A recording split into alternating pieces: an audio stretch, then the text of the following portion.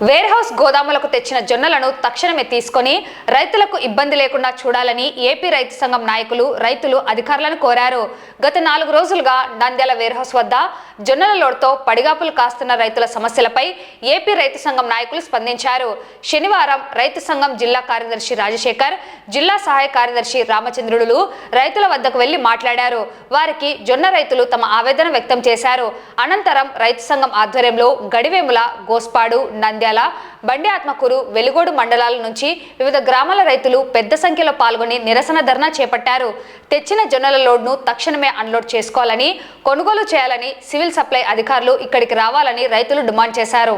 ఈ సందర్భంగా రైతు సంఘం జిల్లా ప్రధాన కార్యదర్శి రాజశేఖర్, రామచంద్రుడు మాట్లాడుతూ రాష్ట్ర ప్రభుత్వం రైతుల కోసం ఏర్పాటు చేసిన కొనుగోలు కేంద్రం నంద్యాల సెంట్రల్ వేర్ హౌస్ నందు గత 4 రోజుల క్రితం నుండి 200కు పైగా ట్రాక్టర్లలో జొన్నలు తీసుకొచ్చిన రైతులు అవస్థలు పడుతున్నారని పేర్కొన్నారు.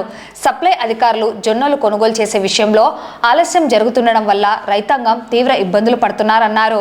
4 రోజుల నుంచి తిండి, నీళ్లు దొరకక నరక యాతన అనుభవిస్తున్నారన్నారు. అధికారుల నిర్లక్ష్యం వలన రోజువారీ ట్రాక్టర్ బాడుగలు చెల్లించలేక రైతులు ఇబ్బందులు పడుతున్నారని తెలిపారు. రైతులు ఎదుర్కొంటున్న సమస్యలను వెంటనే పరిష్కరించాలని సివిల్ సప్లై అధికారులను కోరారు. సివిల్ సప్లై జిల్లా అధికారి వెంటనే రైతుల వద్దకు రావాలని, జొన్నలు వెంటనే కొనుగోలు చేయాలని, నాణ్యత పేరుతో జొన్నలు కొనుగోలు చేయకుండా రైతులను ఇబ్బంది పెట్టడం మానుకోవాలన్నారు. సివిల్ సప్లై జిల్లా అధికారి రాజు నాయక్ స్పందిస్తూ రైతుల వద్దకు వచ్చి కొనుగోలుకు అవసరమైన ముందస్తు ప్రణాళికలు చేయకపోవడంలో జరిగిన లోపాల వల్లనే 4 రోజుల నుండి వెహికల్స్ ఆగిపోయాయని, నేటి నుండి ఆలస్యం జరగకుండా చూసుకుంటానని, అందుకు అవసరమైన యంత్రాంగాన్ని వెంటనే సమకూర్చుకుంటామని హామీ ఇచ్చారు. ఈ కార్యక్రమంలో అక్కడికి వచ్చిన రైతులు, వివిధ గ్రామాల రైతు పెద్దలు హుసేన్ రెడ్డి, వేణుగోపాల్ రెడ్డి, అబ్దుల్ బాషా, బాల వెంకటరెడ్డి, చిత్రం రెడ్డిలతో పాటు ఆంధ్రప్రదేశ్ రైతు సంఘం జిల్లా నాయకులు సురేష్, శ్రీనివాసరెడ్డి తదితరులు పాల్గొన్నారు.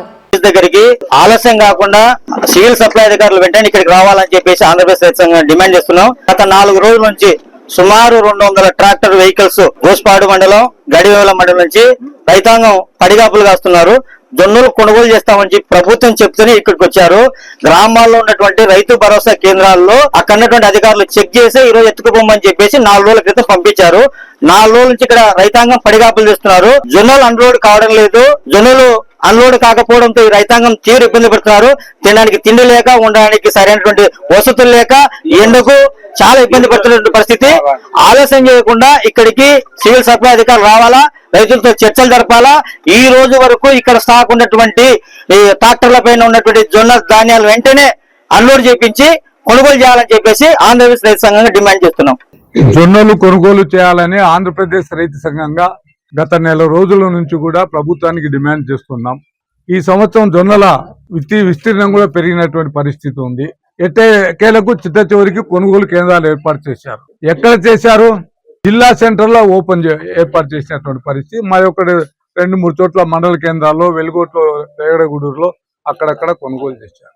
మాకు అధికారి చెప్పినటువంటిది 115 కేంద్రాల్లో ఏర్పాటు చేశామన్నారు.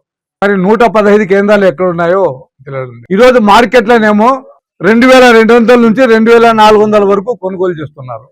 ప్రభుత్వ మద్దతు ధర ఏమో 3300 చిల్లర మద్దతు. ఎంత తేడా ఉంది! ప్రతి రైతు కూడా ఒక బస్తాకు 600-800 రూపాయలు నష్టపోతున్నాడు ఈరోజు.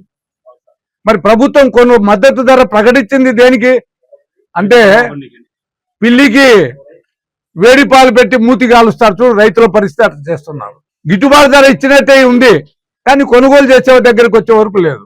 ఎవరికి కొనుగోలు చేస్తున్నారంటే ఇక్కడ రైతులు కొందరు అభిప్రాయాలు చెప్తున్నారు. రైతులేమో బయట నిలబడిపోతున్నాయి ట్రాక్టర్లు, లారీలు మాత్రం వ్యాపారస్తులు లోపలికి వస్తున్నాయి, లోపలికి వెళ్ళిపోతున్నాయి, తూకం వేస్తున్నారు.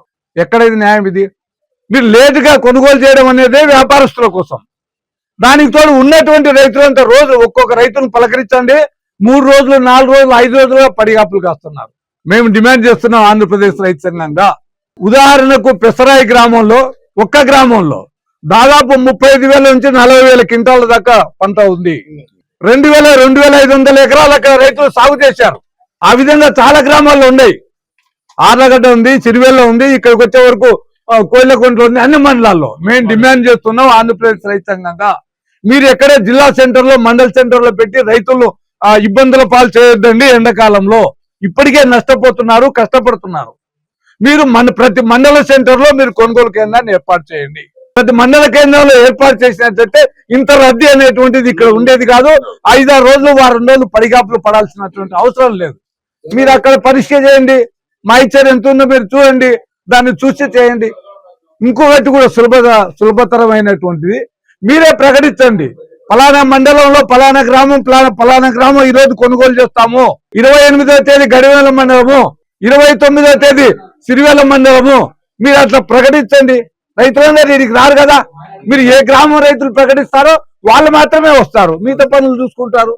వాళ్ళు ఎట్లా ఉందంటే ఈరోజు ఉదయం సాయంకాలం ఈ మోడాల అకాల వర్షాలు పడతా ఉన్నాయి, గుండెల్లో బాంబులు పడినట్టుగా ఉంటున్నారు. తడిసిపోతే రేపు పొద్దున ఏంటి పరిస్థితి?